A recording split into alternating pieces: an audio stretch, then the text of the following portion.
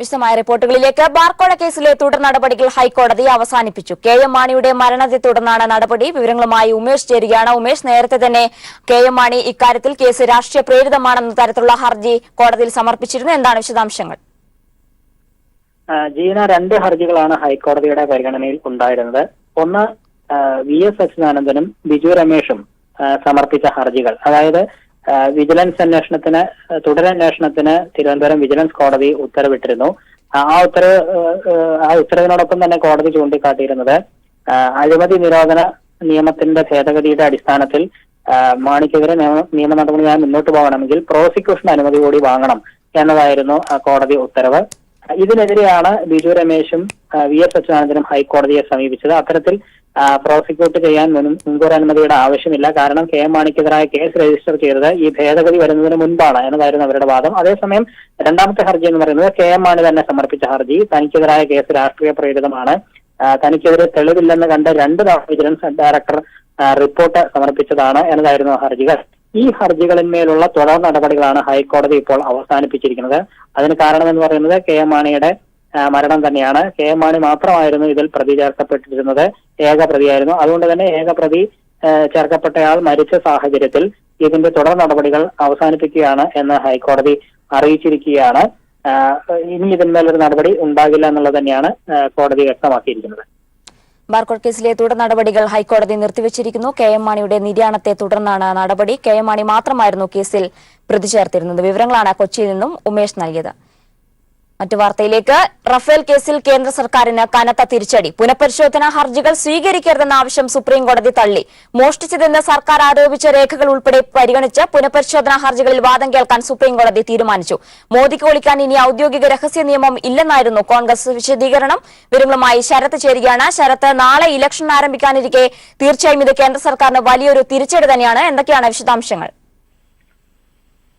ജീന, കേന്ദ്ര സർക്കാരിന് കനത്ത തിരിച്ചടി നൽകിക്കൊണ്ടാണ് പുനഃപരിശോധനാ ഹർജികളിന്മേൽ വിശദമായ വാദം കേൾക്കാനുള്ള സുപ്രീം കോടതിയുടെ തീരുമാനം വന്നിരിക്കുന്നത്. ഔദ്യോഗിക രഹസ്യ നിയമത്തിന്റെയും രാജ്യസുരക്ഷാ നിയമത്തിന്റെയും ഭാഗമായി നിൽക്കുന്ന രേഖകളാണ് ഡിസംബർ 14 ശേഷം വിവിധങ്ങളായ മാധ്യമങ്ങൾ പുറത്തുവിട്ടത്. അതുകൊണ്ട് തന്നെ ഈ രേഖകളൊന്നും തന്നെ സുപ്രീം കോടതി പരിഗണിക്കരുത് എന്നുള്ളതായിരുന്നു കേന്ദ്ര സർക്കാരിന്റെ വാദം. എന്നാൽ ഈ വാദം സുപ്രീം കോടതി തള്ളിയിരിക്കുകയാണ്. ഈ രേഖകളൊക്കെ തന്നെ പരിശോധിക്കുമെന്നാണ് സുപ്രീം കോടതി വ്യക്തമാക്കിയിരിക്കുന്നത്. വിശദമായി പുനഃപരിശോധനാ ഹർജികൾ പരിഗണിക്കുന്ന ഘട്ടത്തിൽ ഈ രേഖകളൊക്കെ തന്നെ പരിഗണിക്കുമെന്നാണ് ഇപ്പോൾ സുപ്രീം കോടതി അറിയിച്ചിരിക്കുന്നത്. ചീഫ് ജസ്റ്റിസ് അധ്യക്ഷനായ 3-അംഗ ബെഞ്ചിന്റേതാണ് ഈ ഒരു ഉത്തരവ്. പ്രധാനമന്ത്രിയുടെ ഓഫീസ് കരാറുമായി ബന്ധപ്പെട്ട് നടത്തിയ സമാന്തര ഇടപെടൽ, അതുപോലെ തന്നെ ഫ്രാൻസ് ഈ കരാറുമായി ബന്ധപ്പെട്ട് സോവറിൻ ഗ്യാരണ്ടി നൽകാത്തത്, അതുപോലെ തന്നെ കരാറിന്റെ മാനദണ്ഡങ്ങളുമായി ബന്ധപ്പെട്ട് വിലപേശൽ സംഘം നടത്തിയിട്ടുള്ള എതിർപ്പുകൾ തുടങ്ങി, അതുപോലെ തന്നെ ഈ അഴിമതി വിരുദ്ധ വ്യവസ്ഥ കരാറിൽ നിന്ന് എടുത്തു കളഞ്ഞത് ഉൾപ്പെടെയുള്ള കാര്യങ്ങൾ തെളിയിക്കുന്ന രേഖകൾ ഹിന്ദു പത്രം ഉൾപ്പെടെയുള്ള മാധ്യമങ്ങൾ പുറത്തുവിട്ടിരുന്നു. ആ രേഖകളൊക്കെ തന്നെയാണ് ഇനി സുപ്രീം കോടതി വിശദമായി പരിശോധിക്കാൻ വേണ്ടി പോകുന്നത്. കേന്ദ്ര സർക്കാരിനെ സംബന്ധിച്ചിടത്തോളം അത് വലിയ തിരിച്ചടി തന്നെയായി മാറും. ഏതായാലും എപ്പോഴാണ് പുനഃപരിശോധനാ ഹർജികളിൽ വാദം കേൾക്കുക എന്നതിനെ സംബന്ധിച്ച് കൃത്യമായ തീയതി കോടതി വ്യക്തമാക്കിയിട്ടില്ല. ഏതായാലും വാദം കേൾക്കാൻ ഒരു തീയതി നിശ്ചയിക്കുമെന്ന് ചീഫ് ജസ്റ്റിസ് വിധി പ്രസ്താവത്തിന്റെ വേളയിൽ തന്നെ വ്യക്തമാക്കിയിട്ടുണ്ട്. അതോടൊപ്പം തന്നെ ചീഫ് ജസ്റ്റിസും ജസ്റ്റിസ് KM ജോസഫും വ്യത്യസ്ത വിധിന്യായങ്ങളാണ് എഴുതിയെങ്കിലും ഒറ്റ തീരുമാനമായിരുന്നു 3-അംഗ ബെഞ്ചിനുണ്ടായിരുന്നത്. വ്യത്യസ്ത വിധിന്യായങ്ങൾ എഴുതിയെങ്കിൽ പോലും ഒറ്റ ഒരു നിലപാടായിരുന്നു ഈ ഒരു രേഖകൾ പരിശോധിക്കുന്ന കാര്യത്തിൽ ബെഞ്ചിന് ഉണ്ടായത്. ജസ്റ്റിസ് SK കൗൾ ഇരു ന്യായാധിപന്മാരുടെയും വിധിന്യായത്തോട് യോജിച്ചുകൊണ്ട് തന്നെ നിലയുറപ്പിക്കുന്ന സാഹചര്യമാണ് ഉണ്ടായത്. ഈ ഒരു വിധി പ്രസ്താവത്തെ, ഈ ഒരു തീരുമാനത്തെ വിവിധ പ്രതിപക്ഷ പാർട്ടികൾ സ്വാഗതം ചെയ്യുന്ന സാഹചര്യമാണ് ഉണ്ടായിരിക്കുന്നത്. ഇനി പ്രധാനമന്ത്രി നരേന്ദ്രമോദിക്ക് ഔദ്യോഗിക രഹസ്യ നിയമത്തിന്റെ പിന്നിൽ ഒളിക്കാനാകില്ല എന്നുള്ള ഒരു പ്രതികരണമാണ് കോൺഗ്രസ് ഇപ്പോൾ നടത്തിയിരിക്കുന്നത്. നാളെ രാജ്യം തെരഞ്ഞെടുപ്പിലേക്ക് പോകാനിരിക്കെയാണ് ഇത്രയും നിർണായകമായ ഒരു ഉത്തരവ് സുപ്രീം കോടതിയുടെ ഭാഗത്തു നിന്നും ഉണ്ടായിരിക്കുന്നത്. കഴിഞ്ഞ നാളുകളിലൊക്കെ തന്നെ ഡിസംബർ 14 സുപ്രീം കോടതി വിധി ഉയർത്തിപ്പിടിച്ചുകൊണ്ട് ഞങ്ങൾക്ക് റഫാൽ കരാറുമായി ബന്ധപ്പെട്ട് സുപ്രീം കോടതി തന്നെ ക്ലീൻ ചിറ്റ് നൽകി എന്നുള്ള പ്രചരണമായിരുന്നു BJP അഴിച്ചുവിട്ടതെങ്കിൽ പുതിയ സുപ്രീം കോടതി വിധി വന്നതോടുകൂടി BJP പ്രതിരോധത്തിലായിരിക്കുകയാണ്. സുപ്രീം കോടതി പുതിയ രേഖകൾ പരിശോധിക്കുന്നു, പുനഃപരിശോധനാ ഹർജികളിലേക്ക് കടക്കുന്നു. റഫാൽ കരാറിൽ ചില ക്രമവിരുദ്ധമായ കാര്യങ്ങളൊക്കെ തന്നെ നടന്നതായി സുപ്രീം കോടതിക്ക് ബോധ്യപ്പെട്ടിരിക്കുന്നു എന്ന രീതിയിലുള്ള പ്രചരണം ഇനി വരും ദിവസങ്ങളിൽ പ്രതിപക്ഷ പാർട്ടികൾ തെരഞ്ഞെടുപ്പിൽ പ്രധാനമായും ഉന്നയിക്കുമെന്ന് തന്നെയാണ് ഈ ഒരു ഘട്ടത്തിൽ മനസ്സിലാക്കേണ്ടത്. ജീന, ശരി, ശരത്താണ് വിവരങ്ങൾ നൽകിയത്. അതേസമയം റഫാൽ കേസിൽ പ്രതിരോധ രേഖകൾ തെളിവാക്കരുതെന്ന കേന്ദ്രത്തിന്റെ വാദം സുപ്രീംകോടതി തള്ളുകയായിരുന്നുവെന്ന് അരുൺ ഷൂരി. മോഷ്ടിക്കപ്പെട്ടുവെന്ന് കേന്ദ്രം ഉന്നയിച്ച രേഖകൾ സുപ്രീംകോടതി സ്വീകരിക്കുമെന്നും Arun. The three judges have given a unanimous judgment in which they have rejected the government's argument that firstly that these documents cannot be considered because, as the Attorney General said, they are stolen documents. Empanelled ഡ്രൈവർമാരെ പിരിച്ചുവിടാനുള്ള വിധിക്കെതിരെ സർക്കാർ appeal നൽകും. വിധി പെട്ടെന്ന് നടപ്പാക്കിയാൽ 600ഓളം സർവീസുകളെ ബാധിക്കും. മുഖ്യമന്ത്രി വിളിച്ചു ചേർത്ത ഉന്നതതല യോഗത്തിലാണ് തീരുമാനം. KSRTCയിലെ 1565 എംപാനൽ ഡ്രൈവർമാരെ ഈ മാസം 30-നകം പിരിച്ചുവിടണമെന്ന ഹൈക്കോടതി ഉത്തരവിനെതിരെ അപ്പീൽ പോകാനാണ് സർക്കാർ തീരുമാനം.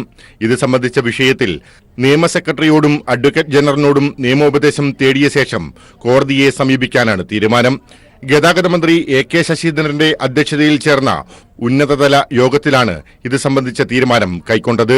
അത് സർക്കാർ വേണോ KSRTC വേണോ എന്നുള്ള ഏജിയും കൂടി ആലോചിച്ചിട്ട് ഏതാണ് അഭികാമ്യം അത് ചെയ്യാന്നുള്ളതാണ്. ഇപ്പം KSRTCയോടാണ് പറഞ്ഞിട്ടുള്ളത്. നിയമ സെക്രട്ടറി അഡ്വക്കേറ്റ് ജനറലുമായി സംസാരിച്ച് ആ കാര്യത്തിൽ കുറച്ചുകൂടി ഒരു ഏറ്റവും സാധ്യതയുള്ളത് നല്ലത് ഏതാണ്. ഇപ്പോഴത്തെ നിലയിൽ KSRTCയാണ് അപ്പീൽ നൽകാൻ ഉദ്ദേശിക്കുന്നത്. എംപാനൽ കണ്ടക്ടർമാരുടെ വിഷയത്തിൽ നിന്നും വിഭിന്നമാണ് KSRTC ഡ്രൈവർമാരുടെ വിഷയമെന്നും സ്ഥിരം ജീവനക്കാർ അവർക്ക് അവകാശപ്പെട്ട ലീവ് എടുക്കുമ്പോൾ വരുന്ന ഒഴിവിലേക്ക് താൽക്കാലിക ക്രമീകരണമായാണ് ഡ്രൈവർമാരെ നിയമിച്ചിരിക്കുന്നതെന്നും മന്ത്രി വ്യക്തമാക്കി. KSRTCയിൽ ജീവനക്കാരുടെ പുനർവിന്യാസം ഉണ്ടായാലേ പ്രശ്നങ്ങൾക്ക് ശാശ്വതമായ പരിഹാരം ഉണ്ടാകുകയുള്ളൂവെന്നും മന്ത്രി വ്യക്തമാക്കി. കോടതി വിധി നടപ്പിലാക്കിയാൽ 600 സർവീസുകളെ ഇത് ബാധിക്കുമെന്നും മന്ത്രി സൂചിപ്പിച്ചു. News bureau, Thiruvananthapuram.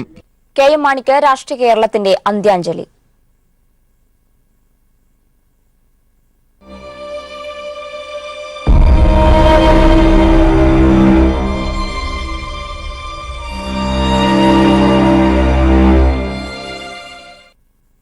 KM മാണിയുടെ മൃതദേഹവുമായി വഹിച്ചുകൊണ്ടുള്ള വിലാപയാത്ര അല്പസമയത്തിനകം കോട്ടയത്തെത്തും. വിവരങ്ങളുമായി കോട്ടയത്ത് നിന്നും പ്രശാന്ത് ചേരുകയാണ്. പ്രശാന്ത്, അദ്ദേഹത്തിന്റെ മൃതദേഹവും വഹിച്ചുകൊണ്ടുള്ള വിലാപയാത്ര 1 മണിയോടുകൂടി കോട്ടയത്തെത്തുമെന്നാണ് നേരത്തെ വിവരമുണ്ടായിരുന്നത്. ഇപ്പോഴെങ്ങനെയാണ് വിലാപയാത്ര, എവിടെയായി എന്നാണ് പ്രശാന്തിന് ലഭ്യമാകുന്ന വിവരം? അന്തരിച്ച Kerala Congress M chairman KM മാണിയുടെ മൃതദേഹം വഹിച്ചുകൊണ്ടുള്ള വിലാപയാത്ര ഇപ്പോൾ കോട്ടയത്തിന്റെ എറണാകുളം ജില്ലാ അതിർത്തിയായ പൂത്തോട്ടയിൽ എത്തിയെന്നുള്ളതാണ് ഇപ്പോൾ നമുക്ക് ഏറ്റവും ലഭ്യമായിട്ടുള്ള വിവരം. നേരത്തെ ഇവിടെ നിശ്ചയിച്ചിരുന്നത് 12 മണിയോട് കൂടി തന്നെ ഇവിടെ എത്തുമെന്നായിരുന്നു. എന്നാൽ വളരെ വൈകിയാണ്. ഇനിയും സമയം ഒരുപാട് കൂടി എടുക്കുമെന്ന് തന്നെയാണ് അറിയാൻ സാധിക്കുന്നത്. ഇപ്പോൾ പൂത്തോട്ടയിൽ എത്തിയെന്നുള്ളതാണ് നമുക്ക് ഏറ്റവും ഒടുവിൽ ലഭ്യമായിട്ടുള്ള വിവരം. അദ്ദേഹത്തിന്റെ മൃതദേഹം വഹിച്ചുകൊണ്ടുള്ള വിലാപയാത്ര ആദ്യം എത്തിച്ചേരുന്നത് കേരള കോൺഗ്രസ് എമ്മിന്റെ വൈസ്കരക്കുന്നിലെ സംസ്ഥാന കമ്മിറ്റി ഓഫീസിലാണ്. കേരള രാഷ്ട്രീയം കാതോർത്ത നിർണായകമായ പല തീരുമാനങ്ങൾക്കും വേദിയായ ഈ ഒരു സംസ്ഥാന കമ്മിറ്റി ഓഫീസിനോട് 1977 മുതൽ വൈകാരികമായിട്ടുള്ള അടുപ്പം തന്നെയാണ് KM മാണിക്ക് ഉള്ളത്. അതുകൊണ്ട് തന്നെയാണ് അദ്ദേഹത്തിന്റെ മൃതദേഹം ഒരു അല്പസമയമെങ്കിലും ഇവിടേക്ക് കൊണ്ടുവരണം എന്നുള്ള ആഗ്രഹം അദ്ദേഹത്തിന്റെ കുടുംബാംഗങ്ങളോ അതുപോലെ പാർട്ടി അംഗങ്ങളോടും എല്ലാം തന്നെ പറഞ്ഞിരുന്നു. അതിന്റെ അടിസ്ഥാനത്തിൽ തന്നെയാണ് മൃതദേഹം വഹിച്ചുകൊണ്ടുള്ള വിലാപയാത്ര അല്പസമയത്തിനകം ഇവിടേക്ക് എത്തിച്ചേരുക.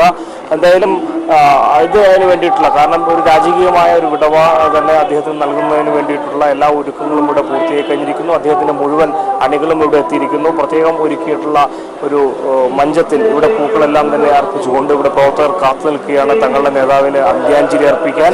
എന്തായാലും ഇനിയും ഒരുപാട് സമയം എടുത്തേക്കുമെന്ന് തന്നെയാണ് അറിയാൻ സാധിക്കുന്നത്. കാരണം വഴി നീളെ നിരവധി പേർ കാത്തിരിപ്പുണ്ട് KM മാണിയെ കാണുവാനും അവസാനമായി ഒന്ന് കാണുവാനും അദ്ദേഹത്തിന് അന്ത്യോപചാരം അർപ്പിക്കുവാനും. അതുകൊണ്ട് തന്നെയാണ് വാഹനം വളരെയധികം എല്ലായിടത്തും ആളുകൾക്ക് കാണാവുന്ന വിധത്തിൽ തന്നെ വാഹനം നിർത്തിയാണ് മുന്നോട്ട് നീങ്ങുന്നത്.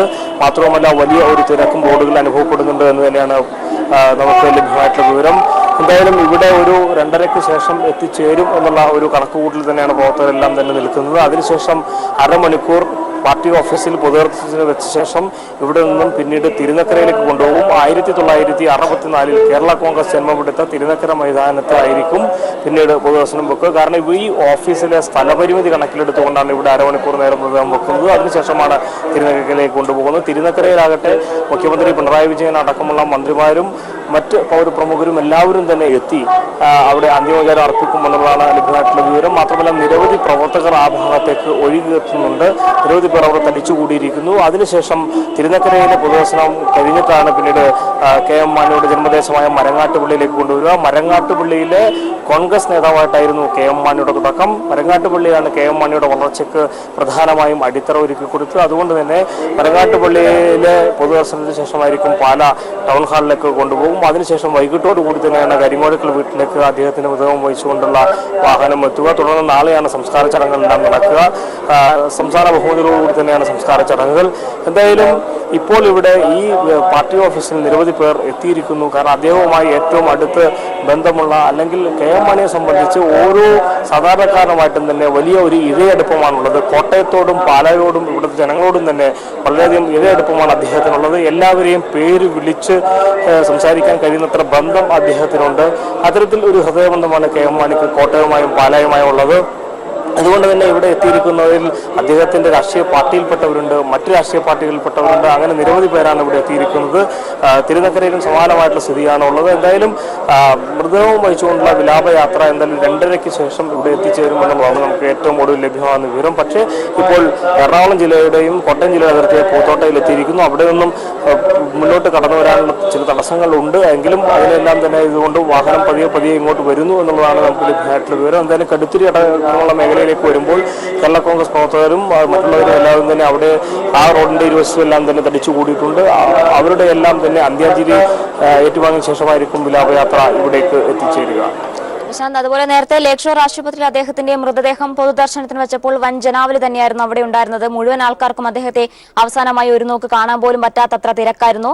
അതുപോലെ ഇപ്പോൾ ഈ സംസ്ഥാന കമ്മിറ്റി ഓഫീസിൽ അവിടെ അദ്ദേഹത്തെ കാണാൻ എത്രത്തോളം ജനത്തിരക്കാണ് ഉണ്ടായിരിക്കുന്നത്? അതോടൊപ്പം തന്നെ അദ്ദേഹത്തിന്റെ വിലാപയാത്രയ്ക്കൊപ്പം ഏതൊക്കെ നേതാക്കളാണ് പ്രധാനമായും അനുഗമിക്കുന്നത്? സമാനമായിട്ടുള്ള സാഹചര്യം തന്നെയാണ് ഇപ്പോഴുള്ളത്. കേരള കോൺഗ്രസ് ഇവിടെയും വലിയ തരത്തിലുള്ള ആളുകളുടെ ഒരു ഒഴുക്ക് തന്നെയുണ്ട്. ഈ പ്രദേശത്തെല്ലാം തന്നെ നിരവധി പേർ തടിച്ചു കൂടിയിരിക്കുന്നു. സ്ഥലപരിമിതി മൂലം തന്നെ ഇവിടെ ഇത്തരത്തിൽ പൊതുദർശനം കൂടുതൽ നേരം നീട്ടിക്കൊണ്ടു പോകുക തന്നെ പ്രയാസമാണ്. അതുകൊണ്ടാണ് തിരുനക്കരയിലേക്കും പിന്നീട് അരമണിക്കൂറിന് ശേഷം തിരുനക്കരയിലേക്കും പൊതുദർശനം എന്ന രീതിയിലേക്ക് കാര്യങ്ങളെല്ലാം തന്നെ ക്രമീകരിച്ചിരിക്കുന്നത്. കോട്ടയം നഗരത്തിലടക്കം വലിയ തരത്തിലുള്ള ഗതാഗത ക്രമീകരണങ്ങൾ ഏർപ്പെടുത്തിയിട്ടുണ്ട്. കേരള കോൺഗ്രസിന്റെ മുൻനിര നേതാക്കളെല്ലാം തന്നെ ഇപ്പോൾ മൃതദേഹത്തോടൊപ്പം അനുഗമിച്ച് ഇവിടേക്ക് എത്തുന്നുണ്ട് എന്നുള്ളതാണ് അറിയാൻ കഴിയുന്നത്. അവരെല്ലാവരും തന്നെ വിലാപയാത്രയിലുണ്ട്. അതിനുശേഷമാണ് ഇപ്പോൾ പൂത്തോട്ട പിന്നിട്ട ശേഷം ഇപ്പോൾ മുന്നോട്ട് വാഹനം വരുന്നു എന്നുള്ളതാണ് നമുക്ക് ലഭ്യമായിട്ടുള്ള വിവരം. വഴികൾക്ക് ഇരുവശവും KM മാണിക്ക് അന്ത്യാഞ്ജലി അർപ്പിക്കാൻ നിരവധി പേരാണ് തടിച്ചുകൂടിയിരിക്കുന്നത്. ഇവർക്കെല്ലാവരും തന്നെ കാണുന്ന രീതിയിൽ അന്ത്യാഞ്ജലി അർപ്പിക്കുന്നതിൽ ക്രമീകരണം ഒരുക്കിക്കൊണ്ട് തന്നെയാണ് വാഹനം മുന്നോട്ട് പോരുന്നത്. ഒരു കാര്യം കൂടെ, ഇപ്പോൾ സംസ്ഥാന കമ്മിറ്റി ഓഫീസിലെ ഏതെങ്കിലും നേതാക്കൾ അദ്ദേഹത്തെ കാണുവാൻ അവിടെ എത്തിച്ചേർന്നിട്ടുണ്ടോ? എന്താണ് അത് സംബന്ധിച്ചിട്ടുള്ള വിവരം?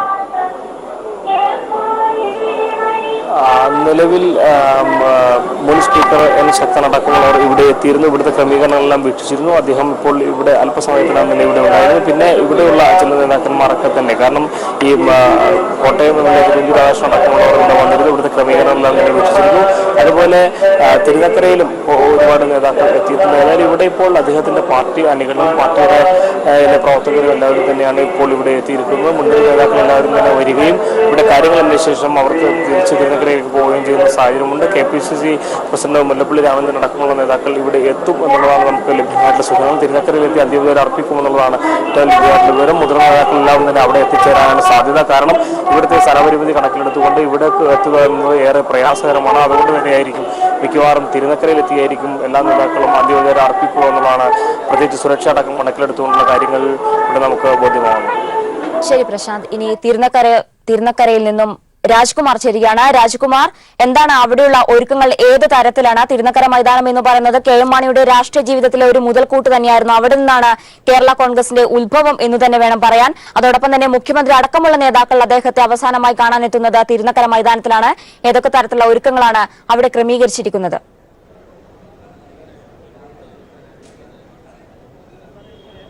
1965 മനത്ത് പത്മനാഭൻ കേരള കോൺഗ്രസിന്റെ പിറവി ആ ദിനം ഇവിടെ പ്രഖ്യാപിക്കുന്നത്. ഞാൻ നിൽക്കുന്ന ഈ വേദിയിൽ നിന്നുകൊണ്ടാണ് മനത്ത് പത്മനാഭൻ കേരള കോൺഗ്രസിന്റെ പിറവിയുടെ സുപ്രധാനമായിട്ടുള്ള ചരിത്രത്തിലെ ഏറ്റവും പ്രധാനപ്പെട്ട ഒരു പ്രഖ്യാപനം നടത്തുന്നത്. എന്നും ദേശീയ രാഷ്ട്രീയത്തിൽ തന്നെ ശ്രദ്ധ കേന്ദ്രീകരിക്കുകയും ദേശീയ രാഷ്ട്രീയത്തിൽ സ്വാധീനം ചെലുത്തുകയും ചെയ്തിട്ടുള്ളതാണ് കേരളത്തിലെ പ്രാദേശിക പാർട്ടി എന്നറിയപ്പെടുന്ന കേരള കോൺഗ്രസ്. അതിന് ദേശീയ പാർട്ടിയോളം തന്നെ ശക്തവും വലിയ അടിത്തറയും ബലവും ഉണ്ടായിരുന്നു എന്ന് നമുക്ക് തീർച്ചയായും KM മാണിയുടെയും അതുപോലെ തന്നെ കേരള കോൺഗ്രസിന്റെയും രാഷ്ട്രീയ ചരിത്രം പരിശോധിക്കുമ്പോൾ നമുക്ക് വ്യക്തമാകും. അങ്ങനെ ഒരു ചരിത്രപ്രസിദ്ധമായ ഒരു മണ്ണാണ് ഈ തിരുനക്കരയുടേത്. അതുമാത്രമല്ല, ഇവിടെ വൈക്കം സത്യാഗ്രഹം, മഹാത്മാഗാന്ധി വൈക്കം സത്യാഗ്രഹത്തിന് പുറപ്പെടുന്നത് ഈ മണ്ണിൽ നിന്നും ഇവിടുന്നാണ് അത് ആരംഭിക്കുന്നത്. നിരവധി രാഷ്ട്രീയ പോരാട്ടങ്ങൾക്കും സമരങ്ങൾക്കും പ്രഖ്യാപനങ്ങൾക്കും വളരുംതോറും പിളരും എന്ന് KM മാണി തന്നെ പറഞ്ഞിട്ടുള്ള അത്തരം സംഭവ വികാസങ്ങൾക്ക് വരെ ഈ മൈതാനം സാക്ഷ്യം വഹിച്ചിട്ടുണ്ട്. അവിടെ തന്നെയാണ് അദ്ദേഹത്തിന്റെ ഭൗതിക ശരീരം ഇവിടെ എത്തിക്കുകയും ചെയ്യുന്നത്. അതൊരു പക്ഷേ നിമിത്തമാകും. ഇപ്പം നമ്മളോടൊപ്പം KM മാണി അദ്ദേഹവുമായി ഏറ്റവും സഹകരിച്ച് പ്രവർത്തിക്കുന്ന നേതാക്കളും പ്രവർത്തകരും ഒക്കെ തന്നെയുണ്ട്. നിങ്ങളൊക്കെ ഈ അദ്ദേഹത്തിന്റെ ഈ വിയോഗത്തെ എങ്ങനെയാണ് നിങ്ങൾ ഉൾക്കൊള്ളുന്നത്? ഇവിടെ പറഞ്ഞ പോലെ കേരള രാഷ്ട്രീയത്തിൽ അല്ലെങ്കിൽ അക്ഷരനഗരി കേരള രാഷ്ട്രീയത്തിന് സംഭാവന ചെയ്ത നേതാവാണ് മാണി സാർ. ഒരു നിയോജക മണ്ഡലം രൂപീകരണമാകുന്നു. അവിടെ നിന്ന് അന്ന് തൊട്ട് ഇന്ന് വരെ MLA ആകുന്ന, ഏറ്റവും കൂടുതൽ കാലം മന്ത്രിയായിരുന്നിട്ടുള്ള, ഏറ്റവും കൂടുതൽ കാലം MLA ആയിരുന്നിട്ടുള്ള അത്യപൂർവമായ റെക്കോർഡിന് ഉടമയാണ് മാണി സാർ. അതോടൊപ്പം തന്നെ കേരള രാഷ്ട്രീയത്തിന് വലിയ സംഭാവനകൾ ചെയ്തിട്ടുള്ള നേതാവാണ്. UDFന്റെ നെടുംതൂണുകളിൽ ഒന്നായിരുന്നു കേരള കോൺഗ്രസ് പാർട്ടി. അപ്പോൾ ആ നിലയിലെല്ലാം വിലയിരുത്തുമ്പോൾ മാണി സാറിനെ സംബന്ധിച്ചിടത്തോളം എതിർപ്പുകളുടെ പത്മവ്യൂഹത്തിലും കടന്നാക്രമണങ്ങളുടെ ശരശയിലും എതിരാളികളുടെ ശരശയിലുമെല്ലാം തറവാടിയായി കേരള രാഷ്ട്രീയത്തിൽ നിന്ന മാണി സാറിൻ്റെ വിയോഗം ഞങ്ങളെ സംബന്ധിച്ചിടത്തോളം ഒരു തീരാ നഷ്ടമാണ്. കേരള കോൺഗ്രസ് പാർട്ടിയും UDFും ഒക്കെ അല്ലെങ്കിൽ ഇവിടുത്തെ പൗരാവലി ഒരിക്കലും പ്രതീക്ഷിക്കാത്ത ഒരു സന്ദർഭത്തിലാണ് മാണി സാറ് കടന്നു പോകുന്നത്. തെരഞ്ഞെടുപ്പുമായി ബന്ധപ്പെട്ട് സ്ഥാനാർത്ഥിയെ പ്രഖ്യാപിച്ചു. അതുമായിട്ടെല്ലാം വളരെ സജീവമായി നിന്ന മാണി സാറ് പെട്ടെന്ന് മാഞ്ഞു പോകുന്നത് ഞങ്ങളെ സംബന്ധിച്ചിടത്തോളം അത് ഞങ്ങൾക്ക് ഉൾക്കൊള്ളാൻ പറ്റുന്നില്ല. ആ ഒരു വികാരത്തോടു കൂടിയിട്ടാണ് ഇതിനെ കാണുന്നത്. ഇപ്പോൾ ഈ വിലാപയാത്ര വളരെ പതുക്കെയാണ് വരുന്നത്. ഇവിടെ എത്ര മണിക്ക് എത്തിച്ചേരുമെന്നുള്ളതാണ് ഒരു പ്രതീക്ഷ? നമ്മൾ ഇവിടെ ഇന്നലെ തീരുമാനിച്ചനുസരിച്ച് 12 മണിയോടുകൂടി കോട്ടയം പാർട്ടി ഓഫീസിൽ എത്തി. പിന്നീടായിരുന്നു തിരുനക്കര മൈതാനത്തേക്കാണ് നമ്മൾ ഷെഡ്യൂൾ ചെയ്തിരുന്നത്. പക്ഷെങ്കിൽ കടന്നു വരുന്ന വഴിത്താരകളിൽ നൂറുകണക്കിന് ആൾക്കാർ മാണി സാറിൻ്റെ ഭൗതിക ശരീരം കണ്ട് ആദരാഞ്ജലികൾ അർപ്പിക്കാൻ തടിച്ചുകൂടുന്ന ഒരു സാഹചര്യമാണ് നമ്മൾ കടന്നു വരുന്ന വീതികളിൽ കാണുന്നത്. ഏകദേശം ഒരു 2:30 കേരള കോൺഗ്രസ് പാർട്ടി ഓഫീസിൽ ഭൗതിക ശരീരം എത്തിച്ചേരുമെന്നാണ് ഞങ്ങൾ കരുതുന്നത്. അത് കഴിഞ്ഞ് ഒരു 3:30 ഈ തിരുനക്കര മൈതാനത്ത് എത്തിച്ചേരും. തിരുനക്കര മൈതാനിയിൽ അദ്ദേഹത്തിൻ്റെ ഭൗതിക ശരീരം സ്വീകരിക്കുന്നതിനും അതുപോലെ ഇവിടെ അന്ത്യാഞ്ജലി അർപ്പിക്കാൻ എത്തിയവർക്ക് അദ്ദേഹത്തെ കാണാനുള്ള അവസരം ഒരുക്കുന്നതിനുള്ള ക്രമീകരണങ്ങൾ മുഴുവനും പൂർത്തിയായി കഴിഞ്ഞു. ഇപ്പോഴും ഒരു 2:30 എന്ന് ഇവർ പറയുന്നെങ്കിൽ പോലും 3:30 ആകാനുള്ള സാധ്യത നമുക്ക് തള്ളിക്കളയാനാകില്ല. അത്രമാത്രം വിലാപയാത്ര വരുന്ന സ്ഥലങ്ങളിലെല്ലാം അദ്ദേഹത്തിൻ്റെ ഭൗതിക ശരീരം കണ്ട് അന്ത്യാഞ്ജലി അർപ്പിക്കാൻ വേണ്ടി നിരവധി പേരാണ് പല സ്ഥലങ്ങളിലും കാത്തു നിൽക്കുന്നത്. കടത്തുരുത്തി ഉൾപ്പെടെയുള്ള സ്ഥലങ്ങളിലേക്ക് വരുമ്പോൾ ഇതിന്റെ സമയം ഇനിയും വർദ്ധിക്കാനുള്ള സാധ്യതയുണ്ട്. അതുപോലെ മുഖ്യമന്ത്രി, പ്രതിപക്ഷ നേതാവ്, അതുപോലെ VS അച്യുതാനന്ദൻ ഉൾപ്പെടെയുള്ളവർ ഇന്ന് ഇവിടെ എത്തിയാണ് അന്ത്യാഞ്ജലി അർപ്പിക്കുക. നിലവിൽ പറഞ്ഞിരിക്കുന്ന സമയം അനുസരിച്ചാണെങ്കിൽ 2 മണിക്ക് തിരുവനന്തപുരത്ത് നിന്ന് പുറപ്പെട്ട് 2:45 മുഖ്യമന്ത്രി ഇവിടെ എത്തിച്ചേരുമെന്നുള്ളതാണ് ആദ്യം പറഞ്ഞിരുന്നത്. ഇവിടെ ഇപ്പോൾ താമസിക്കുന്ന സാഹചര്യത്തിൽ ഒരുപക്ഷെ മുഖ്യമന്ത്രി ആ സമയത്തോ അല്ലെങ്കിൽ ഇവിടെ വന്ന് മറ്റെവിടെയെങ്കിലും വെയിറ്റ് ചെയ്തിട്ട് പിന്നെ ഇവിടുത്താനുള്ള സാധ്യത നമുക്ക് അത് പരിശോധിക്കുന്നുണ്ട്. എന്തായാലും പോലീസിന്റെയും തിരുനക്കര മൈതാനിയിലും അദ്ദേഹത്തിന്റെ പൊതുദർശനത്തിന് വയ്ക്കാനുള്ള എല്ലാ ഒരുക്കങ്ങളും അവിടെ പൂർത്തിയായിരിക്കുകയാണ്. മുഖ്യമന്ത്രി അടക്കമുള്ള നേതാക്കളെല്ലാം തിരുനക്കര മൈതാനിയിലെത്തിയാണ് അദ്ദേഹത്തെ അവസാനമായി ഒരു നോക്ക് കാണാൻ പോകുന്നത്. പാലയുടെ മാണിക്യം എന്നറിയപ്പെടുന്ന മാണി കേരളത്തിന്റെ മൊത്തം മാണി സാറാകാൻ അധികകാലം വേണ്ടി വന്നില്ല. അദ്ദേഹത്തിന്റെ എല്ലാ പ്രവർത്തനങ്ങൾ കൊണ്ടും സൗഹൃദപരമായ ഇടപെടലെല്ലാം കൊണ്ടും ജനങ്ങളുടെ മനസ്സിൽ ഇടം നേടിയ ഒരു വ്യക്തിത്വമായിരുന്നു അദ്ദേഹത്തിന്റേത്. മടങ്ങിവരാം ഒരു ഇടവേളയ്ക്ക് ശേഷം.